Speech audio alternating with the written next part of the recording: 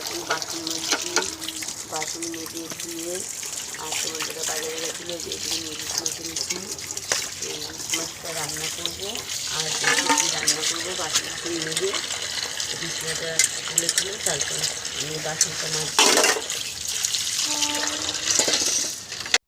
আলুগুলো দেখে নিয়ে আসবো। কলমি শাক ভাজা বসেছে, এখানে ভাত হচ্ছে আর ডাল সিদ্ধ রেখেছি। ডালটা করবো আর আলু ভাজা করবো আর এই ইলিশ মাছটা করবো। আর আমার মা কালকে তেলাপিয়া মাছ দিয়ে গেছে, এগুলোও কেমন হবে জানি না, এগুলো ভাজা করে রেখে দেবো। গ্যাসটা সার্ফ দিয়ে মাজলাম, এখন এই যে মুছবো, মুছে তারপরে যাবো বাসন মাজবো। রান্নাবান্না কমপ্লিট হলো, বাসন মেজে ঘর মুছবো, মুছে মেয়ের চুলগুলো একটু কেটে দেবো, আমি কেটে দিই, দিয়ে তারপরে চান করাবো। ওকে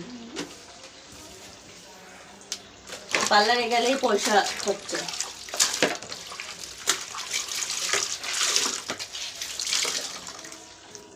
রান্না করেছি মানে অল্প অল্প করে অনেক কিছু রান্না হয়ে গেছে। আজকে মাছ ভাজা করেছি, এটা তেলাপিয়া মাছ মা দিয়ে গেছিলো কালকে, তাই ভাজা করেছি।